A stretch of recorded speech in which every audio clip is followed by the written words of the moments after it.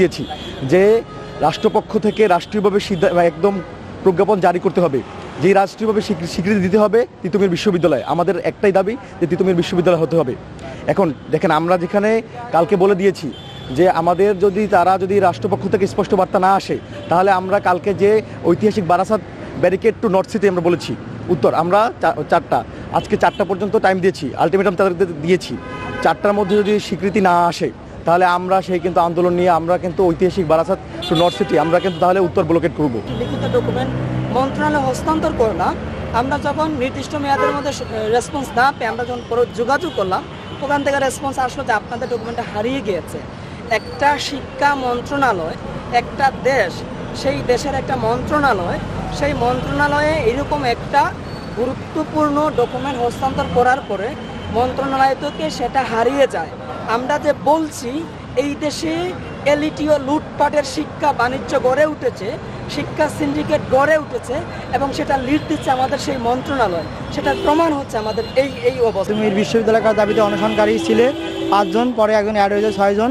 তো এই হচ্ছে এখন অবধি আমাদের 4 দিন চলতেছে এবং কালকে যে প্রেস ব্রিফিং আমাদের ঘোষণা হয়েছে, যদি আজকে বিকাল 4টা পর্যন্ত আমাদের দাবি দেওয়া রাষ্ট্রীয় ঊর্ধ্বতন কর্মকর্তা যদি মেনে না নেয়, তাহলে আজকে 1 ফেব্রুয়ারি বিকেল 4টার পর থেকে অনির্দিষ্টকালের জন্য Barasat barricade two north city আমরা ঘোষণা করেছি।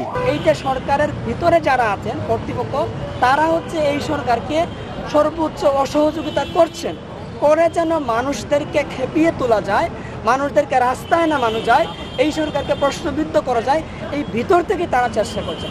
এবং আমরা কিন্তু সেখানে যেতে চাই না। আমরা এখানে আমরণ অনশনে বসেছি, আমরণ অনশনে আমরা রাস্তা কোথাও যাই নাই। এখানে বসার পরে 18 ঘন্টা চলে যাওয়ার পরও কোনো কর্তৃপক্ষ আমাদের সাথে যোগাযোগ করে নাই।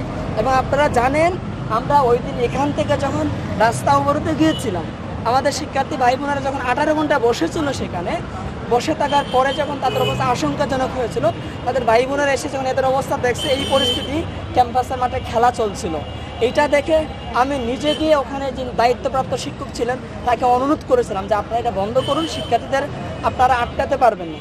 উনি বলেছিলেন যে আমাকে একটু সময় দাও, আমি খুব দ্রুত বন্ধ করে দিচ্ছি এবং মাইক ব্যবহার করব না।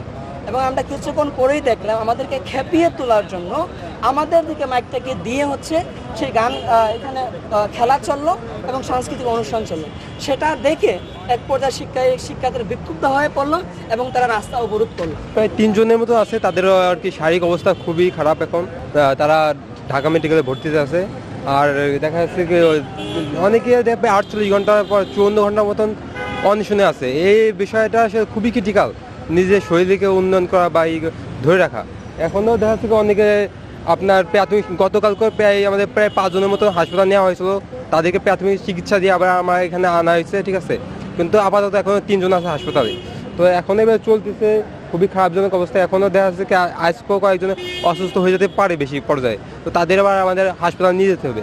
এরকম আর কি আমরা নিজেরা অনেক টেনশনে আছি আমাদের ভাইদের নিয়ে। আমরা কি এই সরকারকে অসহযোগিতা করছি কিনা, বা বারবার আমাদেরকে যে প্রশ্ন করা হচ্ছে যে আমাদেরকে অন্য কেউ ইন্ধন দিচ্ছে কিনা, আমরা বলছি হ্যাঁ আমাদেরকে ইন্ধন দিচ্ছে। রাষ্ট্রের ভিতরে থাকা যে ফেসিবাদের দূষণরা আছে, কাণ্ডজ্ঞানহীন দায়িত্বপ্রাপ্তরা আছে, তারা হচ্ছে বিভিন্ন একদম শিশুসুলভ আচরণ, অপেশাদার আচরণ করে শিক্ষার্থীর খেপিয়ে তোলার চেষ্টা করছে এবং তারাই হচ্ছে এই সরকারকে সর্বোচ্চ অসহযোগিতা করছে। আমাদের জায়গাতে স্পষ্ট বার্তা, এই সরকার হচ্ছে আমার ভাই শহীদ মামুনের জীবনের বিনিময়ে সরকার। আমরা চাই সেই সরকারকে সর্বোচ্চ সহযোগিতা করতে। আমরা আশা করছি আমাদেরকে সেই সর্বোচ্চ সহযোগিতা করার সুযোগ দেওয়া হবে। রায়হান এবং রানা ভাই, তারা হচ্ছে ঢাকা মেডিকেলে ইমার্জেন্সিতে ভর্তি আছে। তাদের অবস্থা অনেক গুরুতর। সবাই দোয়া করবেন, বিশ্ববাসীর দোয়া চাই আমরা। এবং কিছুক্ষণ আগেই আমাদের অর্থনীতি ডিপার্টমেন্টের বিশেষ সেশনের মোহাম্মদ ইউসুফ, ওনার অবস্থা খুব একটা ভালো না। নার্স আবার এসে বললো তার হচ্ছে পালস খুব কম, রেট খুব কম, তো যার কারণে তাকে আমরা ইমিডিয়েটলি